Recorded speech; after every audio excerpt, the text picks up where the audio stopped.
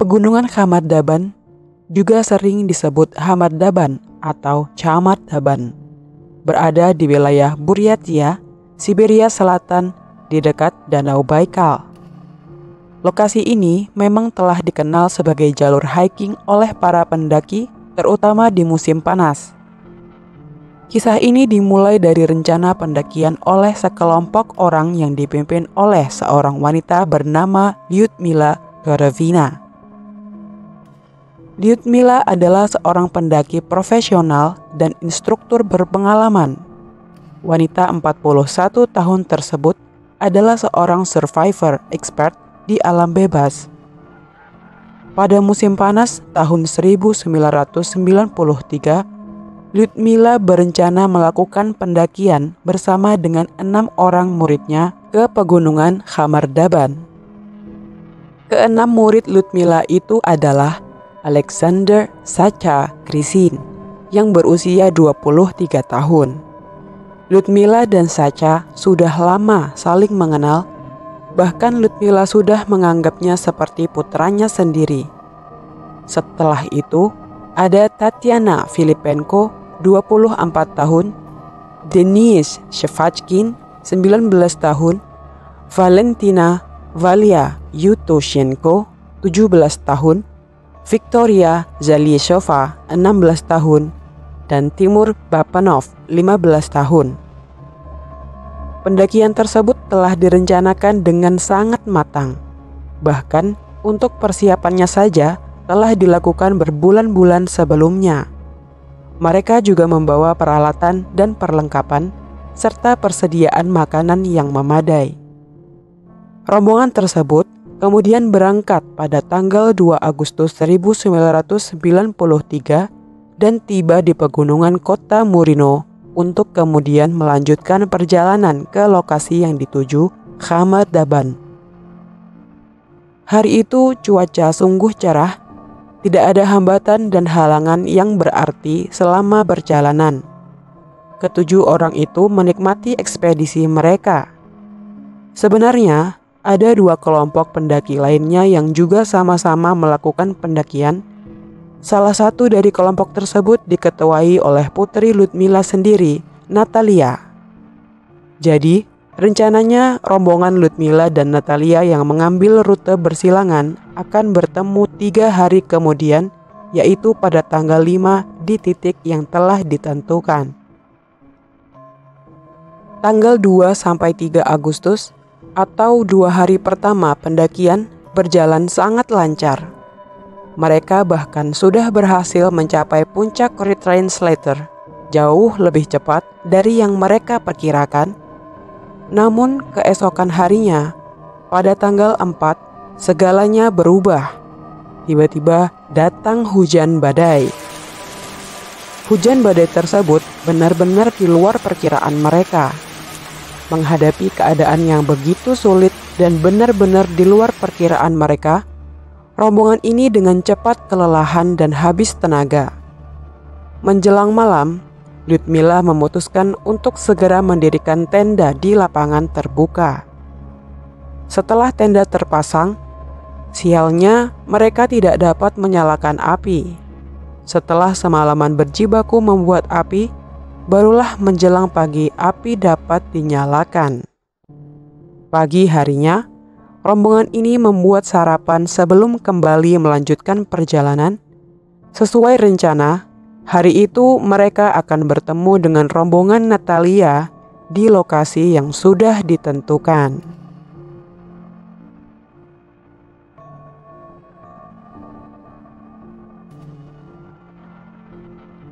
Natalia dan rombongannya tiba di tempat pertemuan hari itu, tapi rombongan ibunya tak kunjung datang. Natalia dan kelompoknya memilih melanjutkan pendakian mereka karena dia berasumsi bahwa cuaca buruk mungkin menunda pendakian kelompok ibunya. Pada tanggal 10 Agustus, sekelompok pria tengah mengayuh kayak menyusuri sungai di kaki pegunungan Khamar Daban. Tanpa sengaja mereka melihat seorang gadis seorang diri tengah berdiri menatap mereka di tepi sungai. Rombongan itu segera menghampiri gadis tersebut. Namun Setelah didekati, mereka baru sadar kalau pada pakaiannya ada bekas lumuran darah yang sudah mengering. Dengan wajah bingung dan penuh ketakutan, gadis itu mencoba menceritakan apa yang terjadi. Namun, belum sempat dia bercerita, gadis itu langsung menjerit histeris. Mereka kemudian segera membawanya ke kantor polisi terdekat. Diketahui bahwa gadis itu bernama Valentina Yutoshenko atau Valia, dan mengatakan bahwa dia sebelumnya bersama dengan 6 pendaki lainnya. Tidak banyak detail peristiwa yang dikatakan Valia karena ia begitu syok dan trauma hingga tak bisa menceritakan apa yang sebenarnya terjadi. Baru setelah beberapa tahun kemudian, Valia perlahan bisa menceritakan tentang apa yang terjadi pada 6 orang lainnya. Tetapi ceritanya bukan hanya sangat membingungkan dan tak masuk akal, tapi juga sangat mengerikan.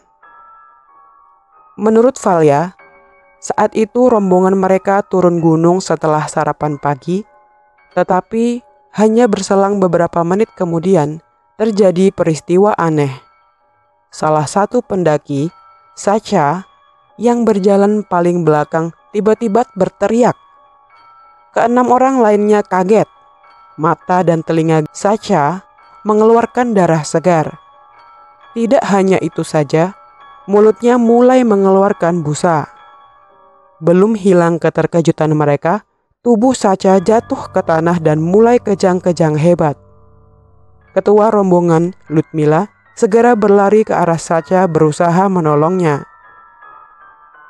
Namun, hanya dalam hitungan detik, berganti Ludmila yang tiba-tiba berteriak histeris. Sama seperti Sacha, pada bagian mata dan hidungnya mengalir darah dan mulutnya juga mengeluarkan busa. Wanita itu mengalami kejang-kejang dan beberapa saat kemudian ambruk di atas tubuh Sacha. Tatiana berusaha menghampiri keduanya, tapi kemudian ia sadar jika ada sesuatu yang tidak beres dengan dirinya sendiri. Ia tiba-tiba mencengkram tenggorokannya seolah-olah ia tak bisa bernafas. Tatiana jatuh, lalu dengan merangkak ia perlahan menuju batu di dekatnya, dan yang membuat suasana semakin mencekam adalah saat Tatiana mulai membenturkan kepalanya sendiri pada batu yang ada di dekatnya tadi. Keempat orang yang tersisa segera menyadari kalau ada yang tidak beres. Mereka pun berlarian berusaha menyelamatkan diri. Dennis bersembunyi di balik batu, sementara Victoria dan Timur berlari.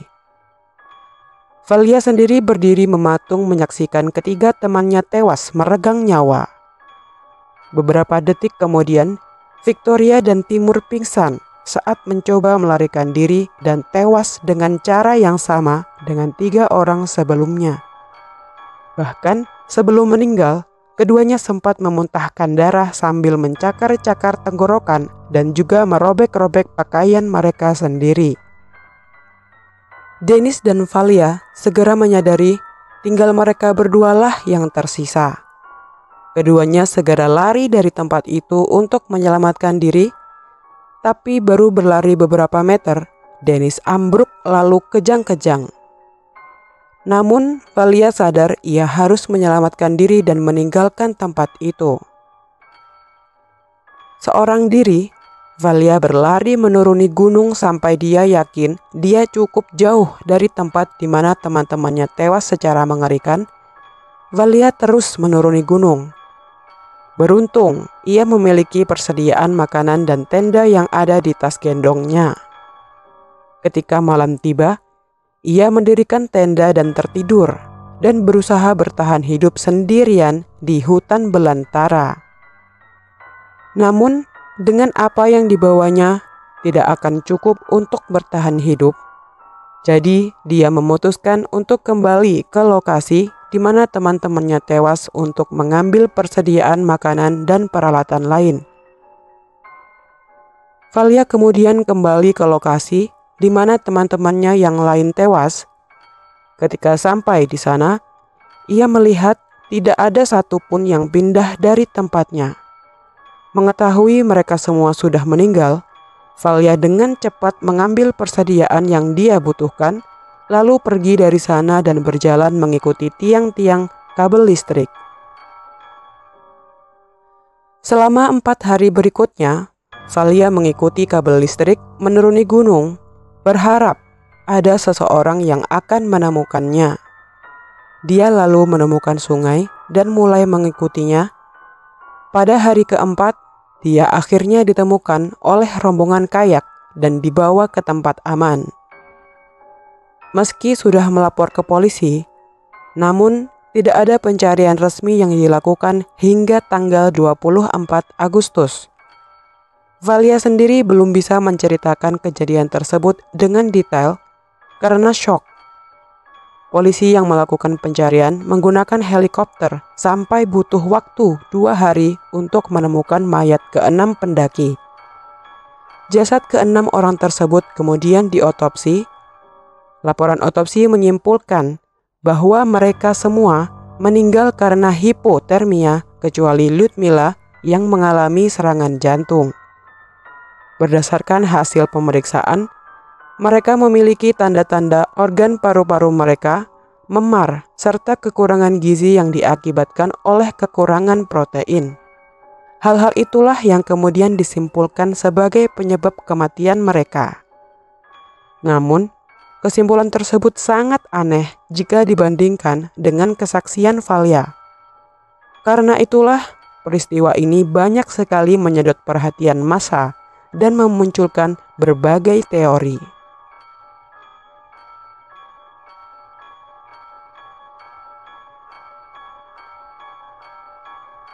Teori ini percaya kalau para pendaki sebenarnya telah menjadi saksi mata sebuah eksperimen rahasia militer Rusia tanpa disengaja. Mereka lalu dibunuh dan kematian mereka ditutup-tutupi oleh para medis, polisi, hingga pemerintah. Teori tampak masuk akal karena memang rute yang dilewati rombongan yang dipimpin oleh Lyudmila tersebut memang diketahui telah menyimpang dari rute yang biasanya dilalui oleh para pendaki. Bisa jadi, rombongan tersebut tidak menyadari kalau mereka telah masuk ke area terlarang di mana militer Rusia tengah melakukan percobaan rahasia mereka. Teori ini bisa diterima, tetapi masih memiliki kekurangan. Pegunungan Khamardaban sebenarnya adalah wilayah yang sangat umum bagi para pendaki dan juga wisatawan, terutama di musim panas. Cukup aneh sebenarnya bila daerah di sekitar itu dijadikan tempat untuk eksperimen militer rahasia. Selain itu, sebenarnya area gunung di mana para pendaki ditemukan tewas adalah area terbuka yang mudah terlihat dari tempat tinggi maupun dari atas udara. Rasanya sangat aneh melakukan sebuah percobaan rahasia di tempat seperti pegunungan Khamardaban. Selain itu juga sangat aneh mengapa Valia bisa melarikan diri dan selamat. Jika ini adalah eksperimen rahasia, mengapa semua pendaki tidak dihabisi? Lagi pula akan sangat mudah membunuh semuanya karena lokasi mereka benar-benar tidak ada tempat untuk bersembunyi. Atau memang jika Valia memang bisa melarikan diri, mengapa ia tidak dibungkam saja atau dibunuh setelah berhasil selamat? Mengapa dia justru seperti sengaja dibiarkan tetap hidup dan memberikan kesaksian yang begitu mengerikan yang justru membuat publik makin liar berspekulasi?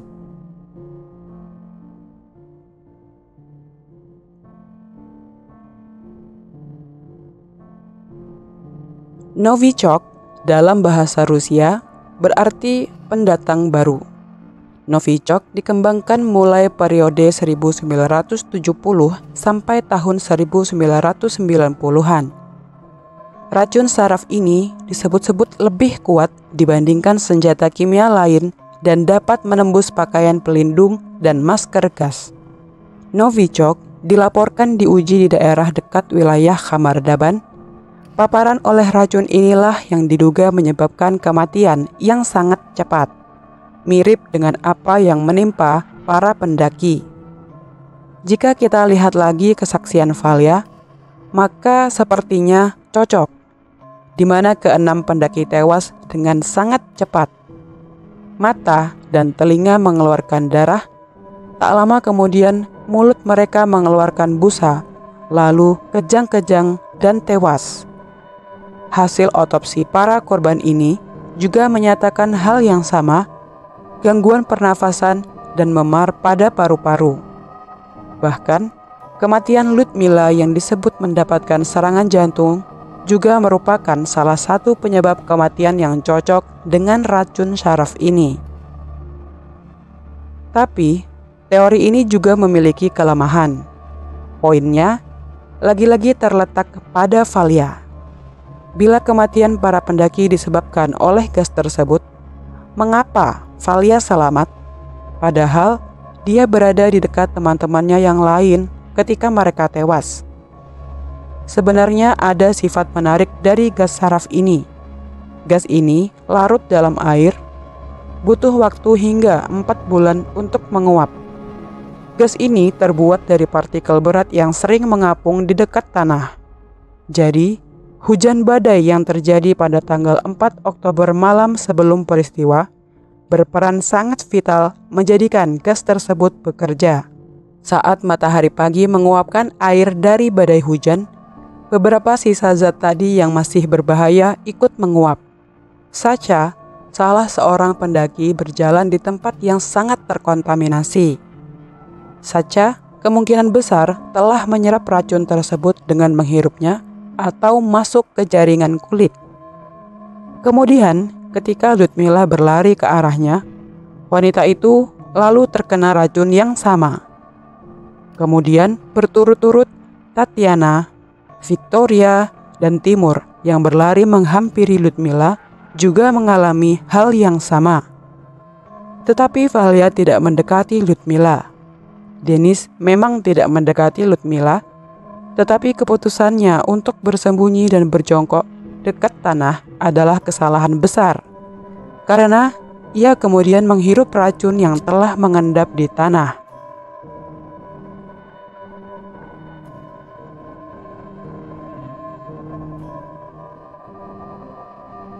Menurut teori ini, para pendaki tanpa sengaja telah mengkonsumsi racun dari air yang mereka minum. Danau Baikal yang terletak di atas pegunungan adalah tempat pembuangan limbah beracun yang terkenal. Jika limbah ini hanyut ke hilir dan masuk ke air, mereka bisa saja tanpa sengaja meminum racun tersebut saat sarapan pagi. Valia dapat bertahan, mungkin karena ia meminum sangat sedikit dari air tersebut. Namun, teori ini memiliki kelemahan. Jika memang penyebabnya adalah air yang terkontaminasi, lalu sumber air tersebut seharusnya juga digunakan untuk minum para pendaki atau turis lainnya.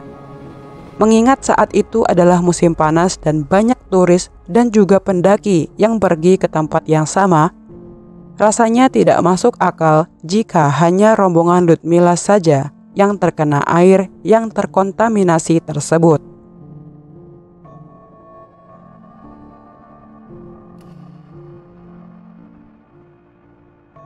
Mungkinkah apa yang diceritakan Valia sebenarnya tidak akurat atau bahkan dilebih-lebihkan? Bisa jadi. Saat seseorang mengalami pengalaman traumatis, mereka sering kali salah mengingat beberapa potongan kejadian tersebut, terutama ketika mereka menceritakan itu bertahun-tahun setelahnya, seperti yang dilakukan Valia. Bisa saja beberapa bagian cerita dibesar-besarkan oleh Valia sendiri. Tapi ini bukan kesalahannya atau sengaja dibuat olehnya. Sebenarnya ini sangat manusiawi. Menurut penelitian, ketidakakuratan pernyataan saksi mata tentang sebuah peristiwa memang kerap terjadi karena ingatan manusia terkadang membuat kesalahan.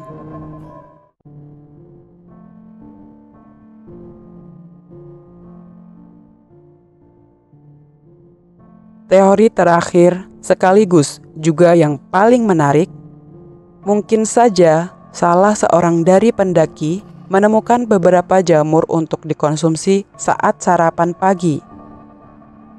Jamur yang sebenarnya beracun tersebut mulai memberikan efek tak lama setelah mereka selesai sarapan dan melanjutkan pendakian. Efek dari keracunan tersebut menyebabkan mereka berhalusinasi. Halusinasi yang disebabkan oleh psilocybin adalah melihat orang lain menangis darah. Overdosis psilocybin dapat menyebabkan psikosis, kejang, serangan jantung, bahkan membuat seseorang mengalami koma. Valia bisa selamat mungkin karena ia makan paling sedikit jamur atau tubuhnya memiliki toleransi untuk tidak terpengaruh pada zat yang ada dalam jamur tersebut, atau bisa saja ia memang tidak mengkonsumsi jamur tersebut sama sekali sehingga bisa selamat. Dalam setiap peristiwa yang tak terungkap, seperti biasa, akan ada banyak teori yang mencoba memecahkan teka-teki di balik kejadian tersebut. Teori-teori ini masing-masing memiliki kelebihan dan kelemahan. Beberapa tampak berpotensi mendekati jawaban misteri insiden ini. Menurut kalian, mana teori yang paling masuk akal dan mendekati kebenaran?